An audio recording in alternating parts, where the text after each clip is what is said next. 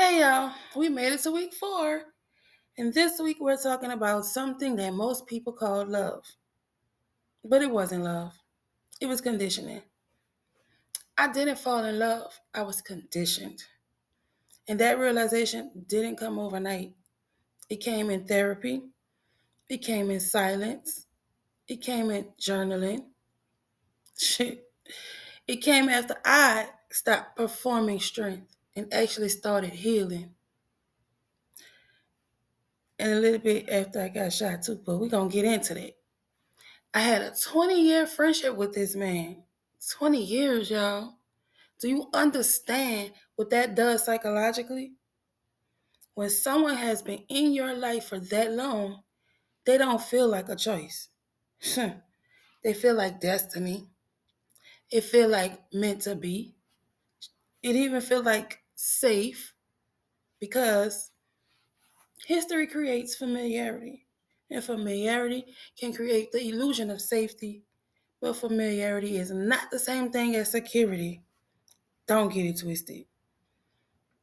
When you grow up with emotional wounds, when you grow up interpreting absence as rejection, when you grow up learning to suppress instead of express, when you grow up craving validation, you don't choose people. You gravitate toward what feels familiar. And familiar doesn't always mean healthy. Sometimes familiar means chaotic. Sometimes familiar means inconsistent. Sometimes familiar means emotionally unavailable. Sometimes familiar means dysfunction, a lot of times.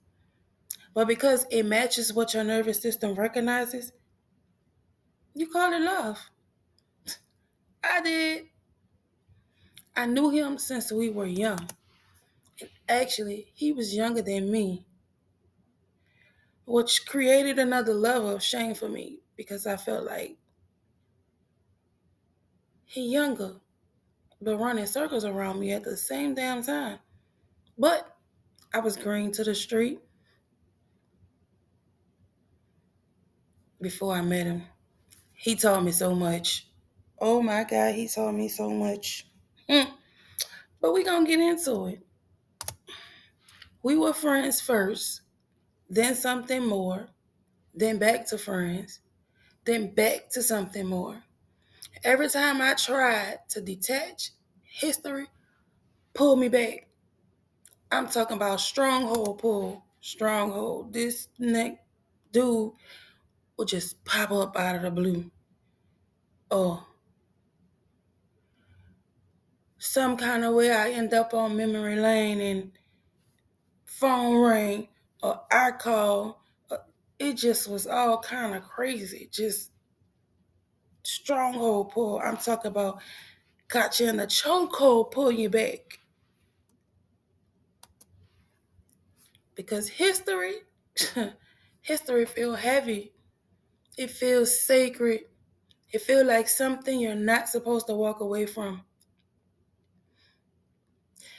But therapy taught me something. It taught me that longevity does not equal compatibility.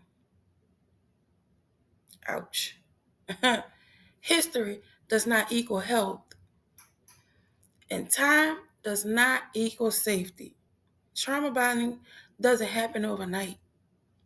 It forms slowly.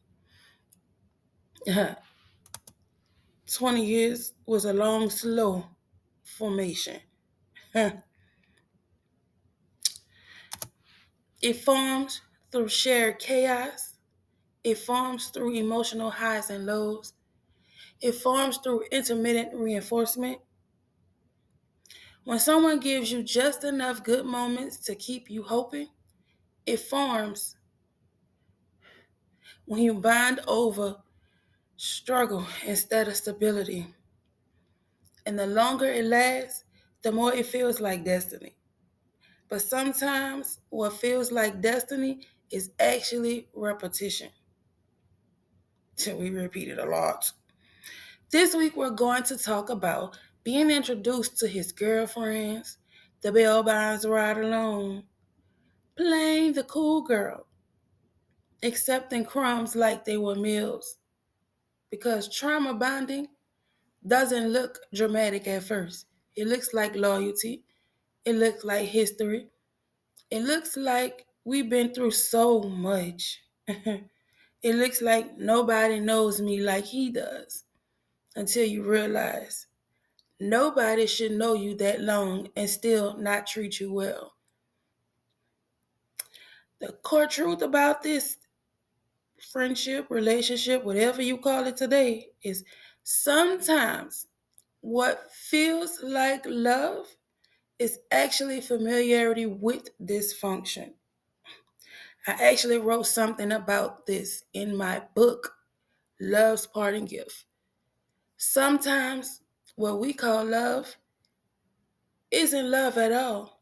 It's familiarity, it's history, it's the comfort of knowing someone long enough to mistake connection for safety. I'm going to just sit there here. And when you don't know the difference, you stay longer than you should. This week isn't about blaming, because I'm the blame. It's about understanding. Because once you understand trauma bonding, you can stop romanticizing it. And that's when cycles break. I'll see you tomorrow when we get into it.